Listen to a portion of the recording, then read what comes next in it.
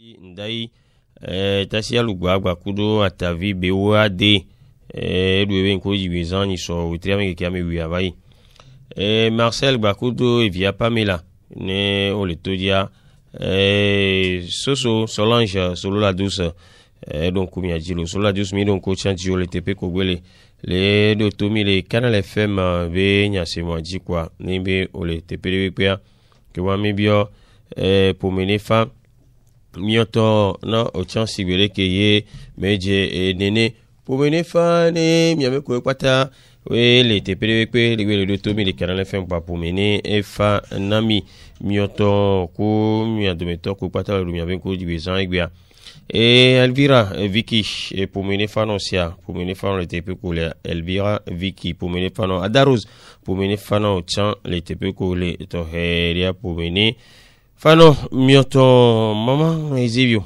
aminu via fiavi pour vi Marceline maman dit oui ma fille maman est viola dounou. Ok, Toto Gauthier, Joseph, t'es comme mon père. Les copains mettons. Oh là maman. Il savait donc. À mon père qui va venir de viola dounou. Yo ne vino de pe na ile donc le vieux Garcia game. Mo le ngoro po dono wa. Vino a de viola dounou ne. Yo, mais d'accord. Nchama maman pourquoi ainsi donne ma do et dit personne en bokone atabi beoade que du ni soko sila gbe bayi. Et mi voyant tomber ce n'est que partie remise. Pas partie remise. Mi a mis na partie remise. C'est que partie remise. Mi a mis na. Atabi on laisse yaro là. Nchanje na ma no partie remise. Ok, mdogo na gbati ko me kwata kike. Nyemu no papa Choko. Papa Choko fi ko la mdogo no. Papa Miniki, papa Shimeti Adio, papa Futu. Papa ko lo na to monyo so na dele menami yo po atoro na mi okeke. Mdogo mi akeke ndak pe mi akeke. Kudo mama o cha keke ne papa ma mama o. Nyengo we mama dawanu. Fi ke bele da. Ko ti eblikole alo. Ma dar. Nyengo we mama ma o to. Nyengo we Davito. Nyengo we da kokwele nka fuga kotoro ku mama ko keke gbedo atomi pa. Kudo monyo vi o pata keke. Nyengo be wa me ko kigbe monyo me ha me pa. Mdo we trobo kona wa kwata keke. Nyengo bi ame délégué médicaux chan que na mianti gasia game bebe toi nyengo be apeto ataba Christophe que vive si me wala be que toi le wa toi ku kono le niamtugura so la tonu dia mi le do babane be evie dinato alo me ne be nyiwa evie dinato mi le do babane e dafra ho me wata keke le do babane so to Canal FM be e moadi. Attends Gauthier. Mi va doit tiago me alo. Yeni. On a bien so yora ke mi dungwe ba ya mi kansen bibiro le e mo anu fie.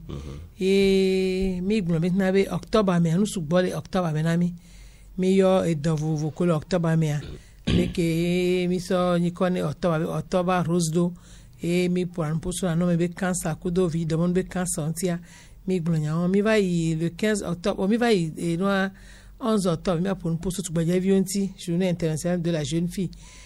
Mi blessé be menyo ke va mi poto na mi be tout badia vio, be no aso edele eme.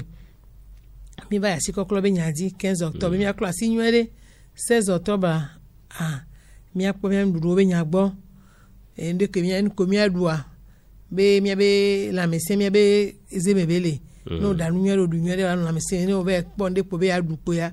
Ela wate hen e dovano famille pour poso no keke ntini so vai mi va utane mi va wenu bakudo nusuobe nusunyini ke to no maudo atamenawa lekebe do na ina doa mi pour poso ntini so be to no maudo naturellement je vois ndebe naturellement allo les septième allo ke magulando mala les septième noir les septième noir e gbododon fofometo enyi inuetwa no ke mi gbona betna be ke ho mla yin ku eto wa enyi mi anto mi wona pe bo be inuetwa yin be fofometo ahumeta jaka we meke ahumeta me jaka we ahumeta me jaka ahumle jabo ali ta me jaka ahumbe ga me mi ponu poso e won ti so e ona binyuele amesi amena e be pore nu be no we wan ni a le ke no ina role nkeke ame keke yo keke pare ke nkeke ame ina lwa no gwa wan ni sha le ke ha me na rosha yo nyane le mi be ha alo be talo yin wen be monyo po me ne fa ne fi ke po me fa le a emi o ha mi be la imi ha mi be jijwe mi gwa so ba mo nu we tro ke be mi gwa ili ejina mi ano vio mi afofo mi ato mi gwa tro yejino do ne gbon to gbe yin fifi a to gbe yin amagate gbate odo pe ko to gbe yin gbalagbe don ka mi ato e ma agbon fifi mi afofo le chan me we aliyan ni mi afofo mi ato gbe o ni mi ato no bisna be le kini to no ma do ma mi no goreti emi gbon be na ngba na ni nyonu ano tingbe o ma be ke mi wa yin so a nyon de kakudo vero yo mbe ma vivi nyore yo we vo na be fonfon ya sime a yo tingbe asia me vire embe o asimo yi munyi bo le gare gome yara iro apo atayo ne ga me ko da sia pola sanu va be ko o yo sanu ko ya do asia sanu ma ebe nu ke nto ya to na ma won be nu ke mi do tebe na be fonfon be nu ya ne ye we ya sime sanu ham to be ne yo nya nu ya ne huwa le sibibe asiyo tongwe ne kwa be ne yo no ne do asimi a o enu so na yo nwere nto be kemi gun so yo la gbe ma ye tesi po fi la gbe we a ya se me la gbe a ma o ka ku vie nya ke sanudwa donc ka mi ga so kan to ne mi ato chabe na be enu de be gba nya igba nyon lanto lo ko so jije popo lu la mi so ya si ame ya pa jije popo ale o le so le ho ame ko gba plepe na ho wa ya na be na be o la no sanu kaba enu anto la no jire jino do ale konto la gbagborwa kun koko to ho jije la me no rwa e na be na no sanu subo donc ka mi ga tegbe ire mi ato mi afofo be na be enu ngere be yin wa no jo fonfon me ano de ahumata me jaka wa no de veverento enyi nyetwa gbe atoheria mi ja pon poso dole onti tatogoti mi gbura be na be ne nu sokodo nyonu o le fifi ye o de wa no yo ke gbo ho la gbura be na be ameke o wa tele do fo ku hele vana wa mi la gbura me o na yin kaka pv ye epv wa ko le wa no gbo o le mura bati le kaji o le ogbon dandan benu no mu wo wa yin se ton le consider me ye alo ho couple ya wa alo son de to yo wa o na yin kaka epv ye o npo evio wa funu me yo o la abuta be o nu kele joye yo mu le po vio funu me ko do na po won yo la yi la pora be nu kele joma leke gbododon le do voye dia nínú ava nenia mi jo so na nusu wa pajo gbogbo to yiba na nyonu ba paji wala be nyonu le fofolo mi bra be na nusu le do folo nyonu ya le pe ya hofuye normalement il faut be nyanton la gblan o ba no accuser nyonu so no accuser no nusu so ra nyonu la ko ba nusu la te so ra ke nyonu ato la gble alo enyam jible e fo la va ne fo va ke gbe be na e fo va o se gomera dangote mi be na fo va mi so wa fun e va ke bo we begle mi ma no accuse nyonu po be na be nyonu aile ye mo le fo fu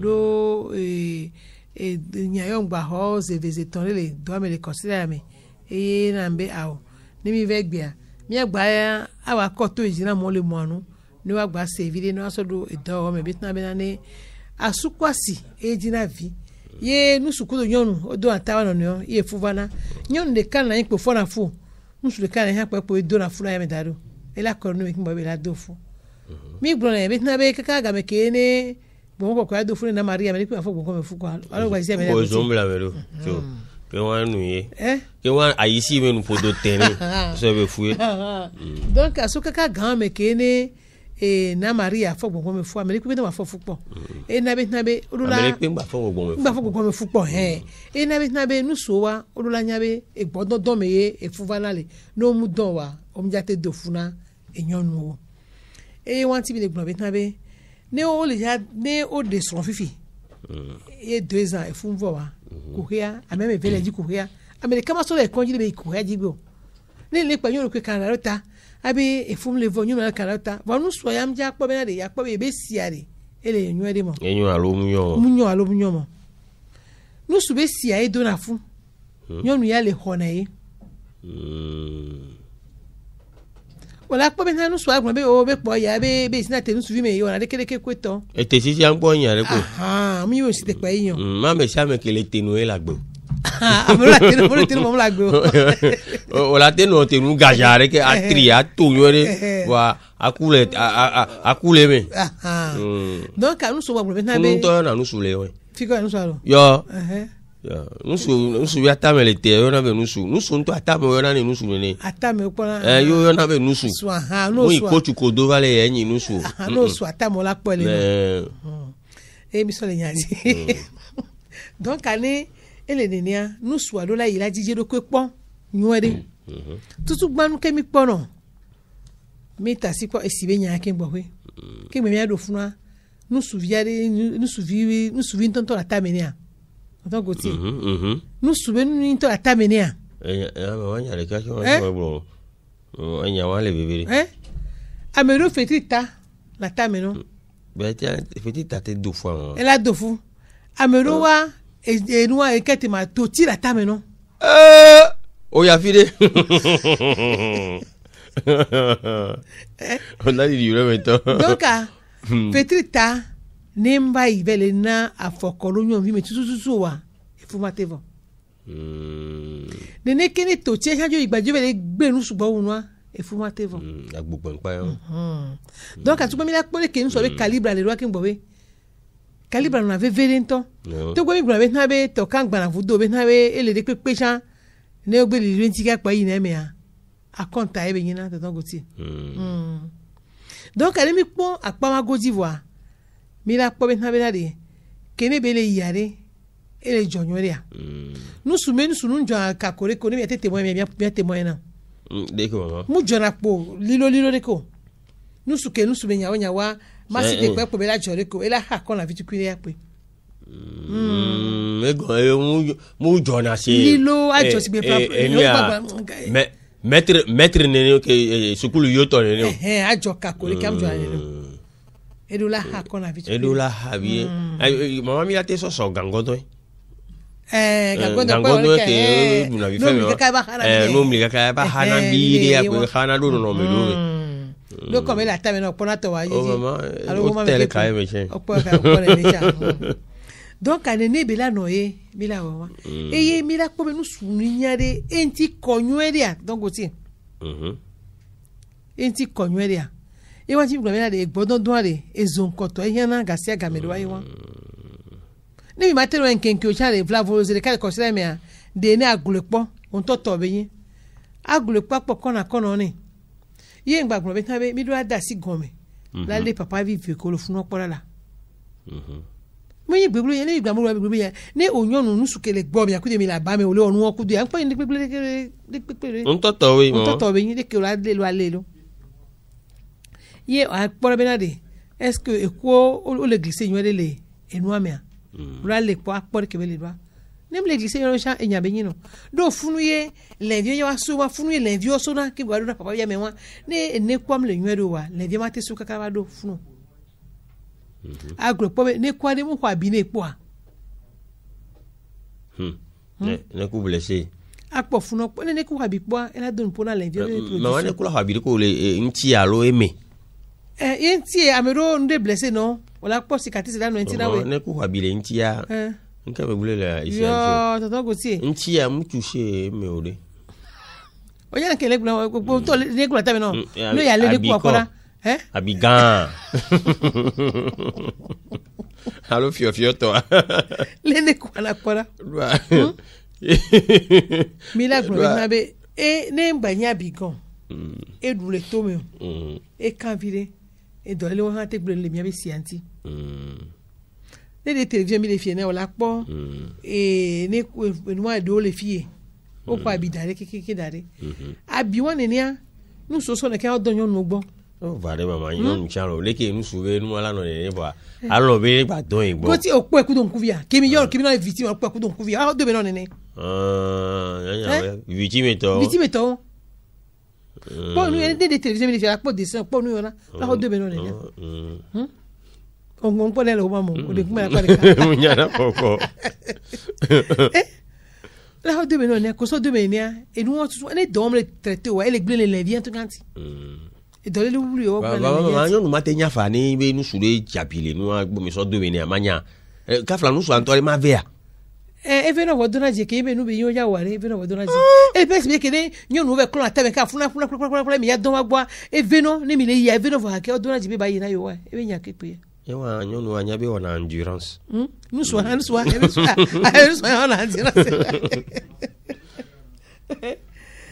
donc e wa ke na be mi la na yi voyez e fumate no va von ne mi po ke mi tro don ke wa qui me a bronzé ne qui me la don agbo e cha ona zene qui me la don e cha ona fun wa donc mi ba zin ke nyon pona kapopo vivone pona ke nkekereka e ko mi ba zin ona no suba fona e na nyona nkeketon fifi tol c'est avec quoi les conseils quand tu as fa donc mi ba zin mi po mi ba zin gbendo ko to la vie ko pa mi la do ka se wa fumate bon mi ba zin akuna kaba non ba zin donc e wanti ne enu ya va mi me via keke no la ikwanzi e do kita la kansen kudomi nu so ba na ho me na be yino sati ke gboppa aso ba na manu alo yi ni yen gbegbre mama pa te mama be na be nu yere kele won pare ati ke ola pa ncha manu awo amene pompora amenu le nya mo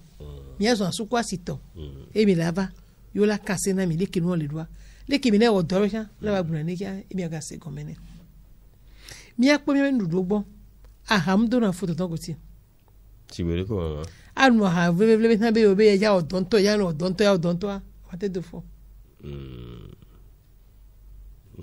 do fifi be de kayon ke mi le po fifi o ati ke jire nu gomeno keke ora be ya nana be ola jiji le nyonu aji ola jiji e go be o ma jakabo nana be obe nu ola do nu sen le nu ola site le nu suwi me nyere nde kale ke ne midula nya enyi be na be ojiji le nyonu dia edolele be yin e gbodon do agamele le gbodon ti na meja mi po ni mi le gble le o preliminaire kaka gbo mi wa onu a gbe mi ato doji mi po ya aje nyonu ji game ke mi va to enu a mi to troisième phase adipo a ya no ji kaka awore ni troisième étape a dépasser 15 minutes a ke onu so nya ni pipore allons sommes les 6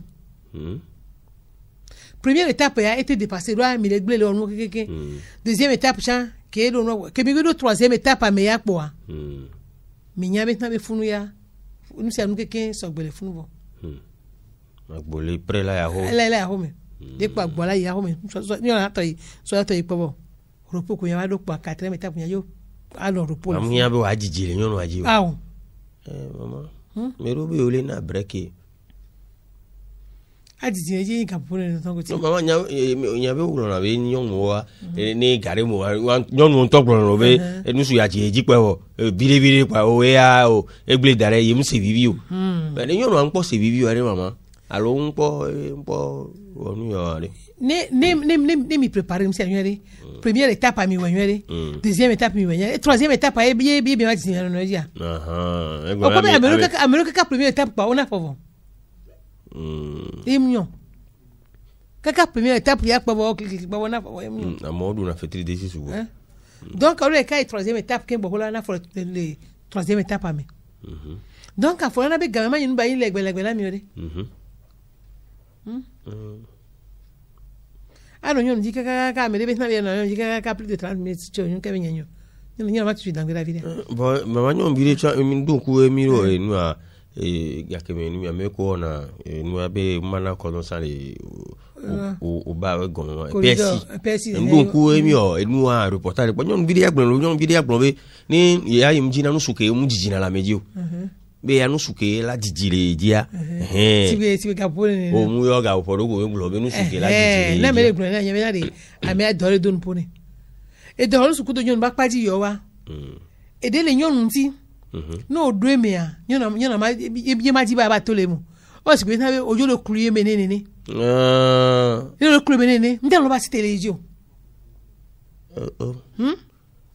Maman a grand avec de non le pour prolongation il y a pas prolongation il y a prolongation dit elle a dit aussi a grand bout là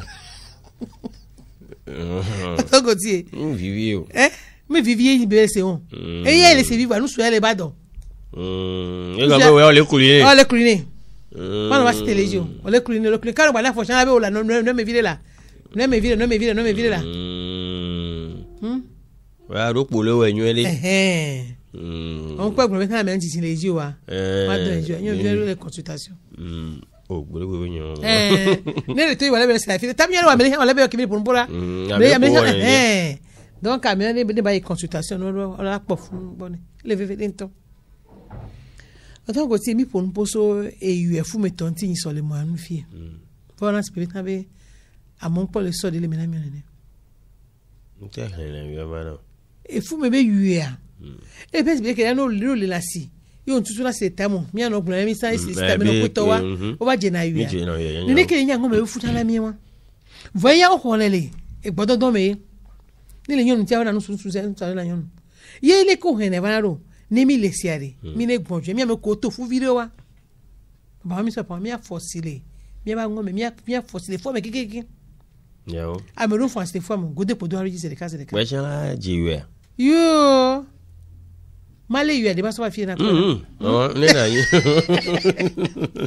ni ko don kwa male da so ka so ba fie na ko ki ya le ro ti o ni na mi po e wo mi de kuku gare mi no force ale fun kekeke mi a so ko jonu anjina abi mi do jonu lime no ya odo ron na jonu asibi tap ron na jonu ke gba wa inu o menenia o no po na mi de force jonu o menyo de ma jonu e gba yin edo gba yin réservoir de microbe ni yonu vivi nto fun suro to na se na vivi lo o no po na de fun a gome ale koma amodo jonu a no alisi be ka fra mi ato atifosioni le kodo ne so si be je me tore ni amro do ni gba mo kodo ni o le sia esia ti me no keke nu voja isabi ko juro ejire kia e di na ka keke ni na infection we sin keke na fun dale kinu su be je wajia wa to so ho mi de ku ga no la tin deux voix mi gogo no ni ga de gogo hare mi no first ko le sin ele so pa do juro be ka first me ya o ko be sa be jono wa onyi enua leke mal don tonton vivia ni lo pe kuyo sila sa vivia nu le boko tawati mi edu roba nu cheni o cheni mi po be na do cheni am jawa onu no kakaro mama cheni le cheni me nyang donc ami de kuku gare benade ne mi le po nu su otoa nu su hon no po nyon moto na mi e wo kwate kele préliminaire o be kiki ki gbe mi ya obodo do pa mi apo funu kiki nínú wo kele nyu de po ki gbo we form le vo mi be ndele jore funu wa nínú su ba paji wa yin pe nyun ma paji oro nyonu ya enu le nti gbogbo wo nto ki be nu su ene ka pe nu su nti ye pe jo e ve na vive poto pasa edo nene nu su wa fa nyonu ya le kona ina mi so yon pe so do apare ka mi agbon nu su to egbe be ki gbo la yin nu su la be le do fois elu ke la tame na wa ba yin tonton agbo wa ni yagbo ngba yagbo fefe aba gba yagbo ju asu unu jon yagbo tonton agbo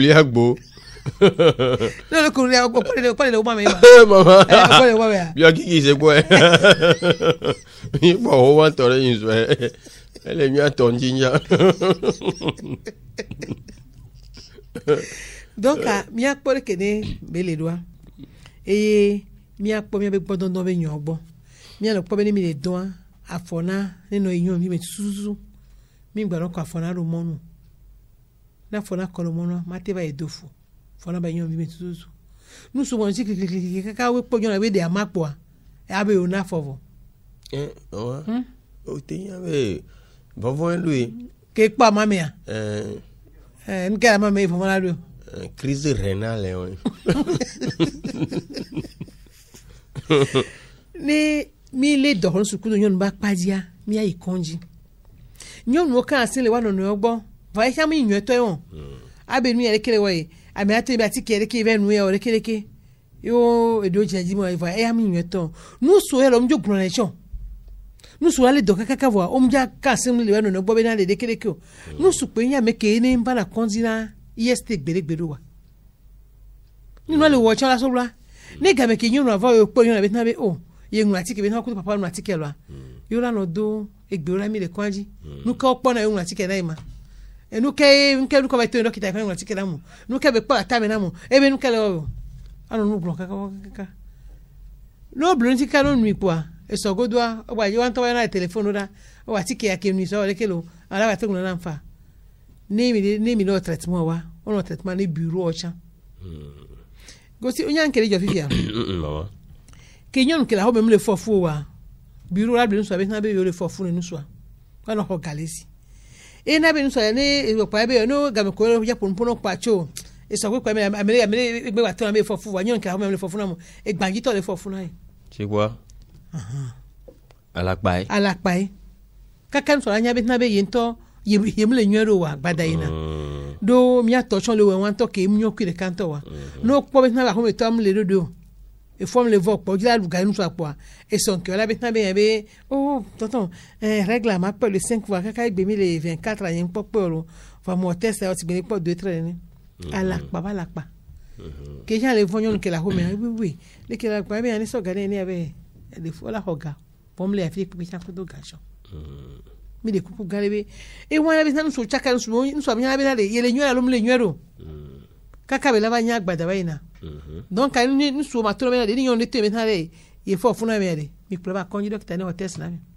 ntonto docteur test na mi dokita ntonto a si e kila so pola be pretest wole ke mi de kuku gale no testa et puis il y a di do ngale do sa o me na ba na mission e ya lo we finto nyon bio se nyon se le me finto lo adido cho do go tie ole ho funa de va no fi bien no le clever wa ole fa me u adido ba di do so ba e mama wan to do wa do le mi agbo yo nya gba no va no be ne te no ndo yim ya test now no ha de so fi so ba ya test now ele bo fi finto piata do su go ho mo do nyon vio wa do e ya be na be nya ne mi agbon do yo vo de to gbo va ojo wo o va vacances ojo wo wala bo fofu wala be yo fofu yo vo de to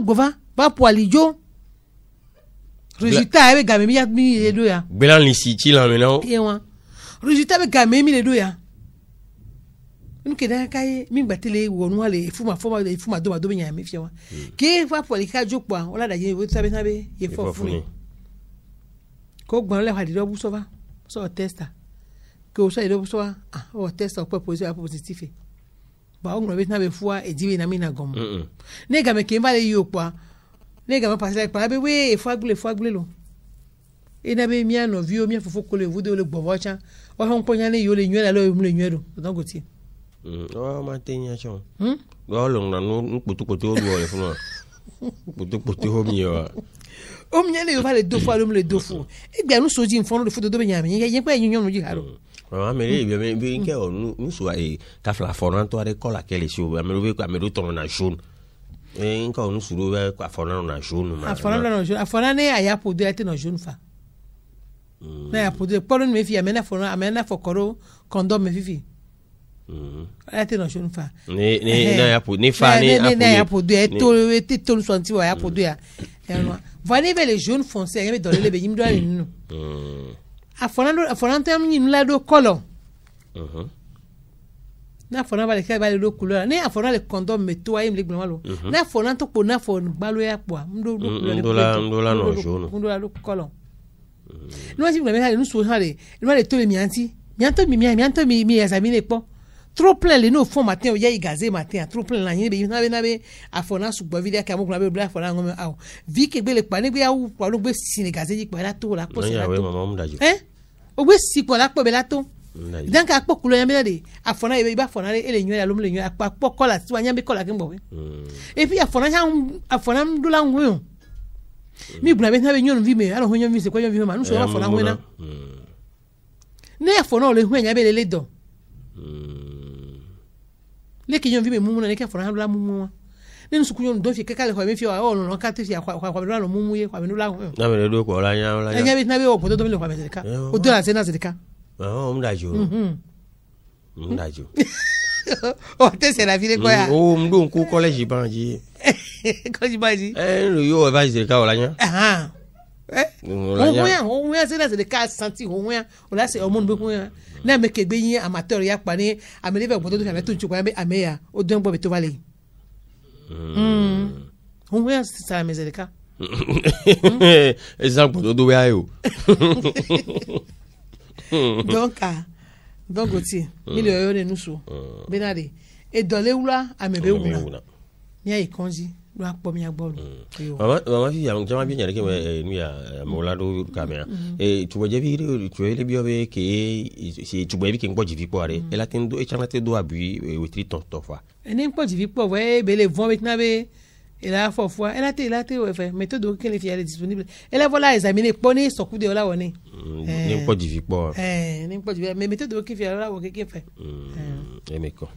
Ayons 22 21 33 74 22 20 19 68 nomba kodie milayo milia wawewa ne nyaro ko igbale miasia mia gbase o ni amado anti sinami allo Magna comment les femmes docteur de ballon fratelli maman le bifonando biforo kerelo nso na mere sebe WhatsApp dollar ba won ko 20 na yo.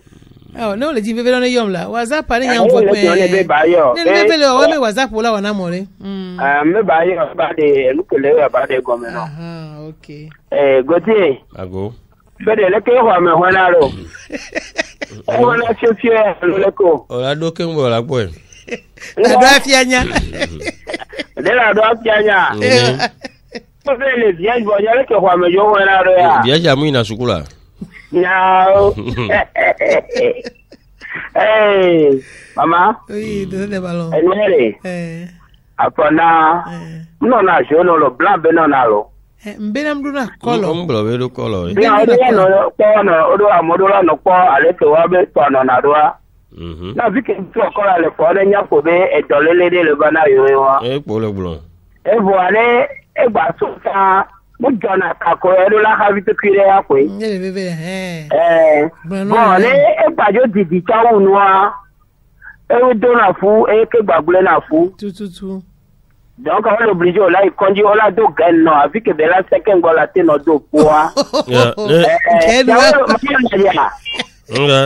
Maman muda va gana ni we te go fi agbogan jan gote ora de le gote to didi unu o ko ya oho o ento so kan gare me enu ya e si le toka yonye mama ezare de balo pe ka 22 21 33 14 allo kogobi mama le go fona miro ma on fa le mauta Baba, il n'y a qu'un bébé qui vient Amérique et son y'a pas boyé ben de tout radio par la que c'est. Il dit n'a qu'à nier voir. Déjà le copain de Tokufa va et forme le vent. Et mais il n'y a que Madou Yawantino. La yemia le radio à boire à l'homme le radio à bon. A-t-il dit y a une photo de c'est elle là conduit la pont contrôle le côté quoi. C'est bien c'est bien non a deux abus avec ao. Il n'y a qu'un bébé. Bodo doit inaro gameji. Ouais, dis quoi? Je le voici et dans le top. Et si elle est tout toi. Croyez. Non. Maman, non, je dis à qui va ne quoi me le arrêter la nya ka le niere à l'homme le niero. Et fiame minya mimia no be ho ore. Fiame na be, fiame étape 1 kudo 2 a o musenyero do funu gbidigbi ne funu agbiyan no le nwere ke ya to do aji po kwa me do la do kwa no ya pe mama alo wa nu suwi ko ne yon bi gba wa gba wa si do do ra le ko me no no tenu won ga be ola yen Gosie o bata mama ero sone mama ni de kukura ya ko le ni tete da ni ja daware nya ke na ro ne gba bi fo nyanga fo bon ni yo isane Allô, bonsoir. Bonsoir. Vous savez dans l'eau. Non, ils sont bien ni ko oui. O monsieur Radni. Ah, Raji. Raji leke ba. On fire le naye. E fi yo fo na mnyere a. Ah monsieur me fo. Ya da kwe. Le ko mi le dia. Mi da pe o. Ah o ko je di ajo le dana keke o me yen ba se na mi ade mi si are ko. Ma so do. Mo jo se na bebe keke. Ba ro se. Ah we jo di na mto e ke gba se ya e ba le dra mo do le ki. Ba e nya ke mi so ba ya e jo di na mto. Ba me ni a ko kuli amura ndima bi ade. Kakwa ne mu de ji be yo nu ke be le wo wa be wa me le wa ko le mu mu amunya. Ho se. E do la nya nu o. Donc a me ko una dodoran o we. Ah, e do la nya nu o na yi. Ba e se gbo re na yi. Mu de ku mi le gbe ade san be ne nu su. Be emi a nu su ni be esimirato a. Kakwa ele si be ne igazi alo ra nyem se fun yero. Mbe ya ne si asubo unu na igase de ke me po a. Ne ni papa ya gbe si de po ento ndi to tuna le. Ento tuna kuna gbe. Ah, okay yo. E ya tuna le ga. Vare fofo me to yale ole wa ya. Fagwa me ta pa le ke njo ga ni le sengwe to le sengwe to gbe e so yi congé. Oh, e congé le fike on. E congé le ni Akotonu da. Oh, fafa le ne gbo jileja. E la gbo zare ya. Ke wa do karu bala. Me do karu ba, do karu ba. Ah, yo. Okay, ya, we to ne nyara. Je jino jan. 22 21 33 74 22 20 19 68. Allô? Oui, allô, bonsoir. Bonsoir là. Salut, gars. Bonsoir. Du coup, pour l'on le yafo en famille. Pour l'on en famille toi fois. Pour prendre de l'eau. Je connais maman l'eau. Mi ho gbe no lo en famille to. Na mi avait mi fian voir. Mayo avec difficulté qui me donna camé. Akpewe ma ouve nou egbe ya. Egbe apena ma o. De kuku eyu eto be nyin silver ba yo nene. Eyu a nyanya le kaya mle na ejejibide. Do be ma ton me a cheve mle wa. Eyu fu me be yu a fu me be yu a. Drona mo sa. Me fi akin gbe le wo re ma ka be taminyo ala ni be eti ina fwa me yo. On se doko no. Penta ni tom. Ah ya, on se dona blisa ko yo ri. Baba confirm popo wi ku do yo. Obe ya le kawada fi obe a oro. Donc allez, ano so na ngome unywere. Agboje no fi ya apro keke plofo keke we pa. Ne ya onu ne wa nwa tikere no. No pa. Donc article qui article là si le funu po evo magma no ko. Ah okay. No, option ya home tore ke mve mpro kwati anya wa be home to kozo. No a cleansi ba ku Lagos City. Oh, cleansi aso ya ngome ma gbele nti o na ma fofo yin. No also avec glinti ya. Penta be nous aso. Mais fio a penta cleansi ya ngome na fofo yin. Bravo, je vais te préparer. On m'attend de pourquoi. On se met ça pour faire la bâtisse sur la gomme là. Maman, de coucou allez. Bon, et pour de côté à bon, là je ne mi se conserver dans le côté on va plus que bon, que me blanc fi mi je na nya le kinto et pour de doit la te réussir là. L'éco, faut de doit réussir l'éco. C'est néo la do pour c'est nous la do fois comme à dio a donc les blancs les miabe nya me fibe est-ce que les union via me tutuma les cola o kembola nya be union via me aluminium via non na for cité a oui ola nya be union me aluminium vi more allo ebi a ko to na for o cité o nya be ya aluminium a c'est minya parti de le union no be ila ifun to gobie allo oh mi nya be douane be do kwa ento jina mo ke be la to ah OK tia Vane fwam le vo kwa mi konji. Mi bon chaka ti ke jono nu be na ya lekeleke e ya kereka e ya sinate ona lekeleke ka mi jo gban ngo nyon mo kekeke. Ke ni be ti ke kwa mi wa te ba fo mi ni wa lo. Nyon to le fo be mi a. O fo be mi le go. Enyo agbe gaga. Enyo lo agbe lo gaga. 22 21 33 74. Allô. Allô. Bonsoir, avec mi foro. Mi fonye de lo. Nyanya niko. Anko enyi Pascal. Koke me on. Amuti ve me. Nyomi le to Pascal. Ok, bon, chambe ma jabena ne sire amere ma gwa mko mte tunyo de wale ke bate wone ma. Ne si agbo ante tonyo Se mu jiji de wa ke be sunanyo no onyo de wa. o swe a bolo ya lo swe O swe.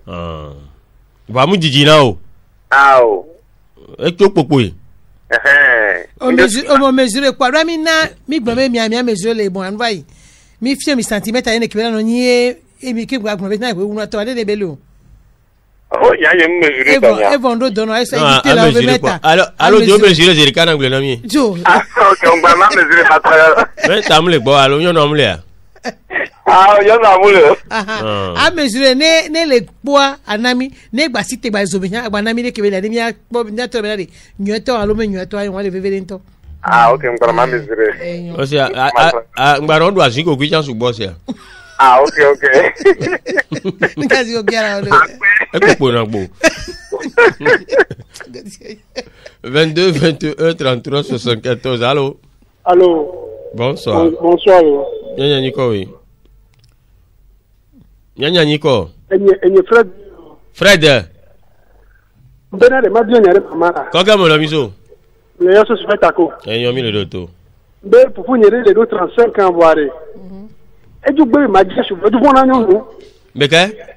Pour nyere le do 35 ans de. e jo fora nyonu Fifi. Muduran mo. Nya ni se ne benya gomo. Oh, est-ce que mi yue pola be no ale fata be yue de ma. No bien pour la jokola. O le si le pe po. O pour le si no biare. Ah o le si le pe po. E de ke me leo. Oh, utite. Hein? Le si le pe jan le amen ku po do ko an. Nene. Oh. O bele ke ba O même si ti o. Ke le si le pe a? Atame nu popo me ne.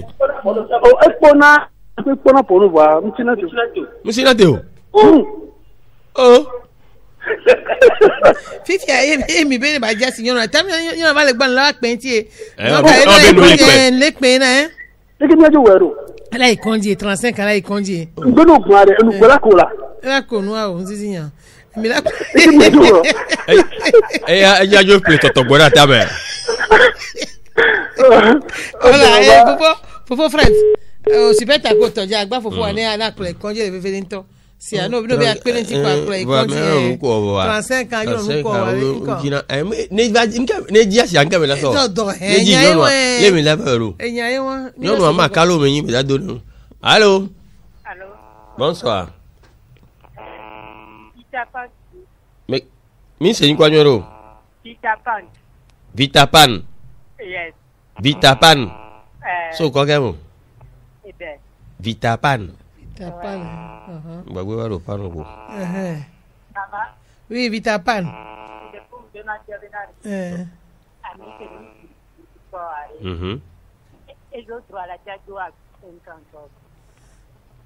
Ne mujibi afofo wa. Ela te va fola we ne fe. Ne mujibi afofo mi po be nse ngbe so gbe po ela te we fa. Enu am jagbe ni pele nti o. Ne le règles na ting bo de la va. Donc ça c'est des yao et ne va pas Oh, de pe la vo ne atame jaka. Jina no de atame jaka ba mo le jila fofo. Ye won. E fo ame ale sina ma lo. Le sine fu ye. Vitapan. Le jila ba do pano. Jila do pano. Voilà, le jila atame pano la ba do. Allô. Allô maman, bonsoir. Bonsoir. De coucou. Yawaso Jagle. Yawaso Jagle. Jagle. Ni le to. E gba ma copy alo fiko. Avec ça. On peut se mener gba ma copy. Enyo mi le to. OK. Mi le to. De coucou benade. Mais et fula me tiare anobe ngbo no mone caresse na me era tejani normal mama. E fo do wetre ni o. Le tre matin. Yenu so de caresse no ele nu alo ele kele li aseti kwe. Oh, mo le nu ele li aseti. Ne le nu no wetre matin don jiolo.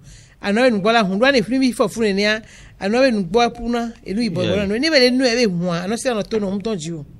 Yo. E na bi gbe na be anu anto mi nu so so gbula mi nu so no dido na ko ba nu na mi ra. Po wale be ya. We try ma to ne ji ata me no bo nke ko anu wale be.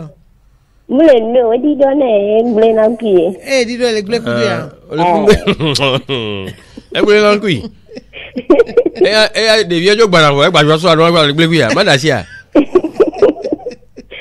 Mama me kwade. Sin ene fuba ya no gbala no video ya. Aha, de kuku no. Eni boy ko no na no be mi gbare. Mi la te no de alo. Ah, no de kwa. Opo me ma odo mi be na re. Enu e hotu anu nu gbana mi ke mi fofo etuna edu abi nu gbo. No ve de ano se to kokoro la si do de viaje le podo me. Munyo. Ina mi gba be na mi va ene ya. Ni mi le si tan he mi aso so gligio. Ni ga me ko di viva. En to klona no gbele ti gbe to de na ron ka wa ina. Sia, munyo be mi ano klu ano fuela la no be nu gbo. Ape. Benare tole fofo benare. A troji te pe bunu le doko onchi. Ne ma no gble kwisia. Wa be tole mi ni oblo be nyonu bi afide pepe vivi na ba anu ade de biato e. Yo, ba. Izani. Mia ho me pote akiki 22 28 33 74 22 20 19 68. Allô? Allô, bonsoir. Bonsoir. Oui, ça fait. Ni de combien encore? Inusa solo gopé. Inusa solo gopé. Logopé. Logoté alors logopé. E kwata. Do eyo be nyanti. Egombe eyo wa mkuna kabao. Lekebela ado ne fula kwata ji ne kekari. E to la kekekekeke e be kalito ti ala be kalito ke. Ne do ne be ko pare. Ala bo. O da gba mere be nyaro. Ne fula kwata ne. Ne fula kwata ji ne ha. Ne fula keke. Ne fula keke. Nyanya o ya. Ne fula keke pare. Agbeto awun inu. Ala bo lenti. Ya ma do le kalito mo tan. No mu do le kalito mo e wo pe mo tan ya ke. Ke wa me ko fula kwata hora wa ele o late ro wan chifa. Won po ti le de mi na mi ro. Akota futoro le mi agbare no ma bi e chan po. Aye chan ne de ti ade. Eyo mo ba do mi ti o ba do. Eyo agbega. Bye bye. Agbega. Isakpe ni. Kebe yo logo pe kwa no ku logo te. O le ma ole nu ya wo chrétien. Ngba yo ni po. Segbe la. Ngba mi po ba wan skive dimanche andele wajile enu wa ni palais des congrès alo.